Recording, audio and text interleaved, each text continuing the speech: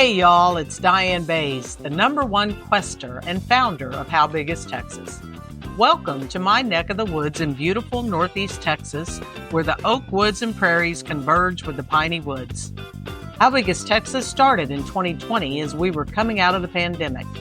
I drove the perimeter of the state more than 3,300 miles and have been traveling the back roads and the highways ever since to enjoy big miles, big taste, and big adventures.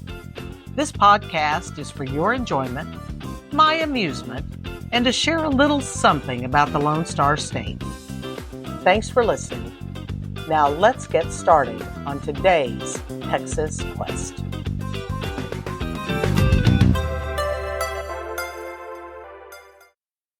The past month in Northeast Texas has been beautiful.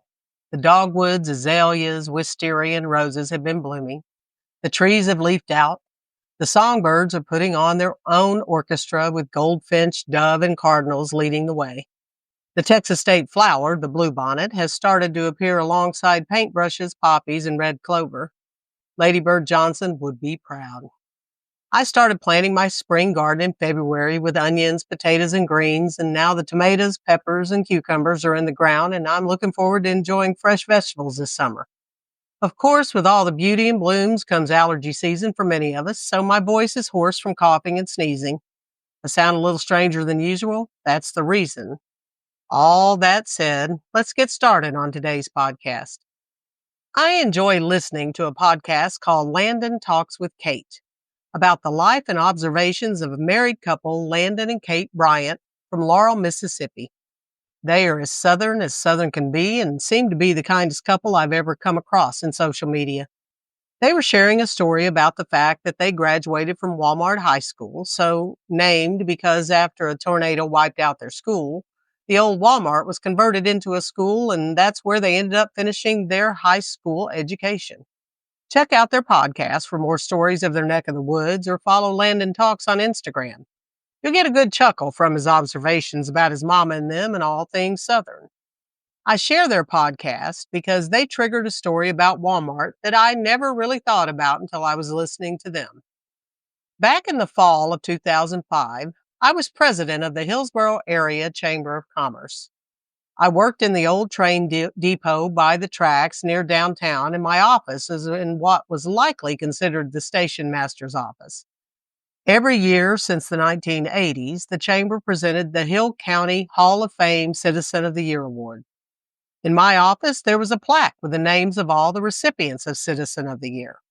For a town of less than 10,000 people and a county that's not much bigger, Hill County is known for a few notable Texans from that area.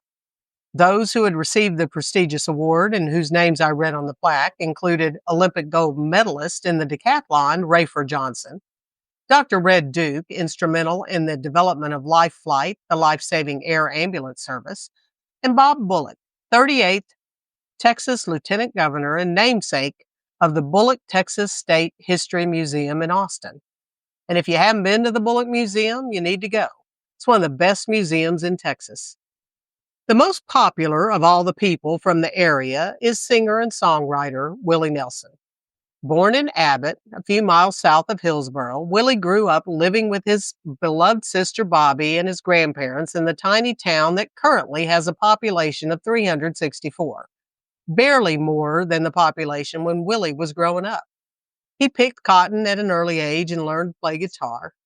His first band played on the air for KHBR radio in Hillsborough on Sundays, according to Wikipedia. Willie truly loved this part of the state known for family farms. I can't help but wonder if that upbringing was his encouragement to help organize Farm Aid, a benefit concert raising money for family farms, which is now in its 40th year. Looking at the list in my office, Willie was notably missing. Now, I'd only been in my job a few months that fall, but the chamber banquet was in January of 2006, and that was only a few months away. I met with my board of directors and suggested Willie receive the award.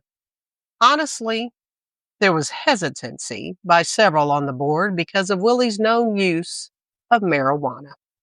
Now, before I asked, I'd also learned that when the Hill County Courthouse was damaged in a fire in 1993, Willie volunteered to hold a concert on its steps and helped raise nearly $300,000 to help with the fundraising to bring it back to life.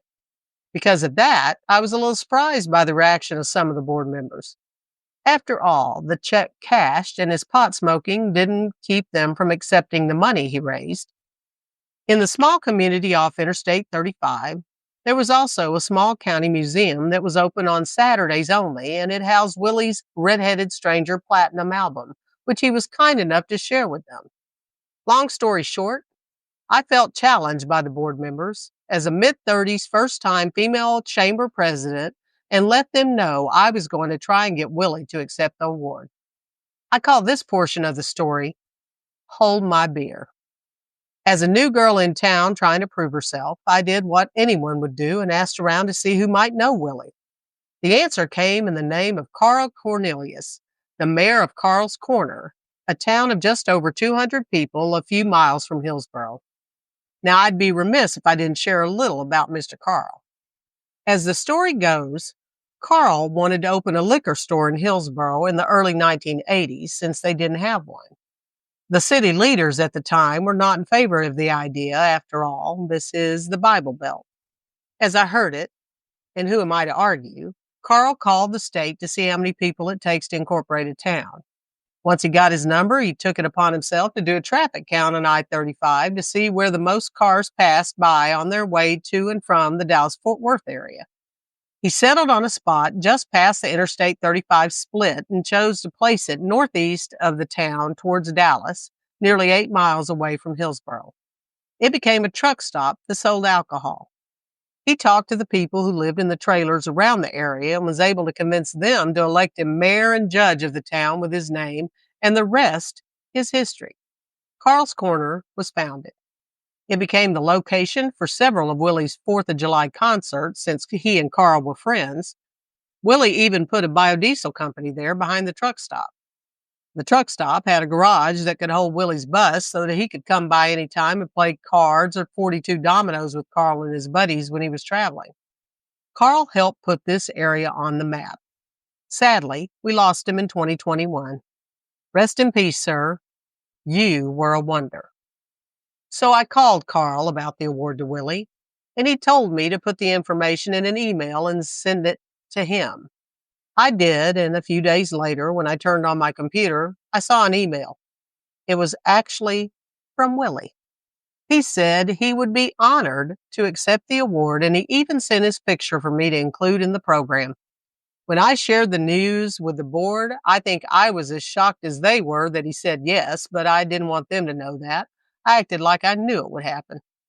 A few months later, I found myself in the Hillsboro Community Center handing the award for Hill County Citizen of the Year to the legendary Willie Nelson. His former classmates came, as did some of his band members and his sister Bobby. We had the most attendance they'd ever had at a chamber banquet. It was wild. Willie lingered after the event to catch up with anyone who wanted to visit with him, especially his classmates who he hadn't seen in years. So when I started this podcast episode, I mentioned the sweet couple from Mississippi and their time at Walmart High School, so I thought I'd better tie things together.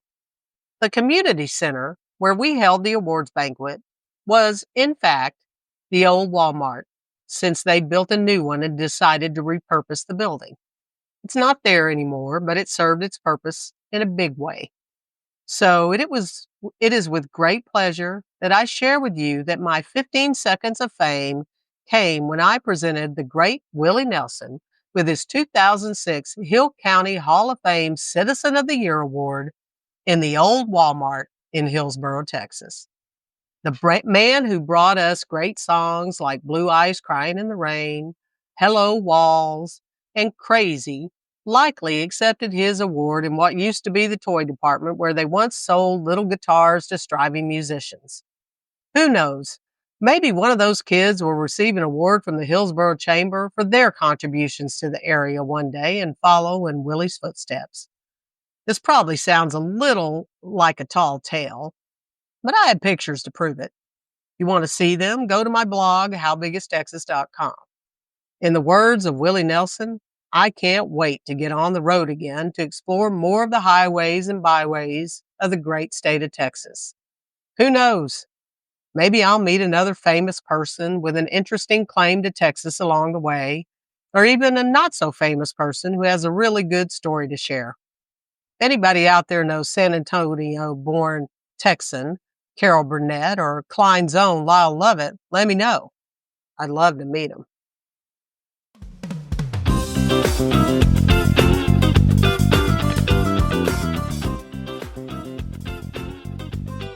Well, that's all she wrote for this episode. I sure hope you enjoyed it. You can follow me on social media at How Big Is Texas or on my blog, howbigistexas.com. If you like this podcast, y'all please take the time to give me a Texas-sized friendly review. Thanks again for listening. Until next time, from Texas, safe travels.